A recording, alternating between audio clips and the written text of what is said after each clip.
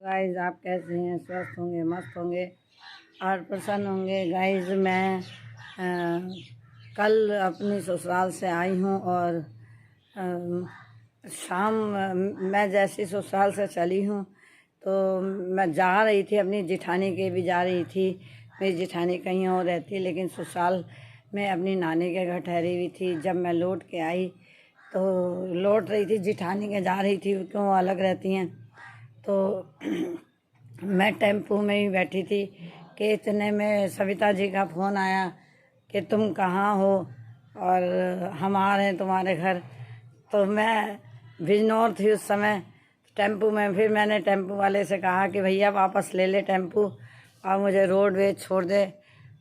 तो जैसे ही रोडवेज पे मैं आई, ऐसी मुझे बस मिल गई मुजफ्फरनगर की और मैंने इन्हें फ़ोन करा कि आप आना ज़रूर और मैं आ रही हूँ। मैं अपने ससुराल गई हुई थी।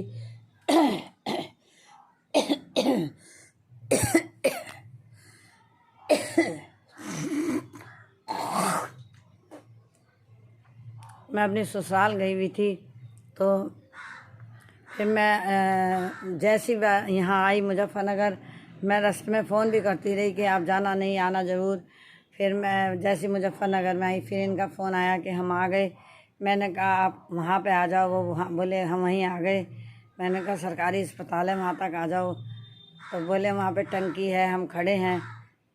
तो फिर मैं बस से सीधी घर न आके ई रिक्शा लेके गई और ई रिक्शा से उनके पास गई, उन्हें ढूंढ लिया और फिर घर लेके आई। ये घर आए, फिर मैंने उन्हें चाय नाश्ता खाना पानी करवा करके फिर शाम थोड़ी देर वो मेरे घर रुके और हम लोगों ने एक दूसरे की वीडियो भी बनाई और इसी पेड़ के नीचे बनाई और उसके बाद वो चली गई। और रात भर मेरे दिमाग में वही बातें घूमती रहीं दिन की, और गांव से आई थी, गांव की भी बातें घूमती रहीं और अब भी घूम रही हैं। गांव में मैं 30-35 साल बाद गई हूँ। तो जहाँ हमारे गुरुजी का मंदिर है वहाँ मेला लगता है, तो मैं उस मेले में बहुत मुश्किल से अब जा पाई हूँ। और तो सब जाते रहते थे, परंतु मेरे पति को टाइम नहीं मिलता था तो मैं नहीं जा पाती थी। तो मैं आज उनकी गैरहाजिरी में गई। मैं तो रास्ता भी भूल गई थी, क्योंकि वो पता नहीं एक लड़के को मैंने बुलाया था। मैं तो जहाँ बस से उतरना था गांव में उतरी नहीं, मैं बैठी रही। फिर ड्राइवर ने कहा उतर जाओ, यही है तुम्हारा गांव। वहाँ से उतर के फिर एक आदमी को बुलाया, वो पता नहीं कहाँ कहाँ लाया। फिर उसके घर गई, उसकी माँ बहुत बीमार थी और वो मुझे बहुत याद कर रही थी। वो कह रही थी कि तुम मुझे आ जाओ, देख जाओ। तो फिर मैं उन्हें भी देख के गई, और बल्कि जब मैं देखा भी उन्हें, चाय पानी उन्होंने पिलाया। फिर वहाँ से मैं अपनी नानी के घर गई और नानी के घर जा कर के मैं रही, एक दिन रही और फिर अब अगले दिन मैं वहाँ से चली हूँ। तो वो जो लेडीज बीमार थी, जिसने मुझे कहा था कि मैं बीमार हूँ, मैं देखना चाहती हूँ, मिलना चाहती हूँ, फिर वो मेरे मामी के घर के सामने ही, नानी के घर के सामने ही डॉक्टर के यहाँ पड़ी थी बीमार। तो मैं फिर उससे फिर मिल के आई और वो हाथ जोड़ रही थी मेरे आगे और बहुत खुश थी। परंतु वो बहुत बीमार है और वो बचेगी नहीं, वो बचेगी नहीं, मुझे नहीं लगता कि वो बच पाएगी।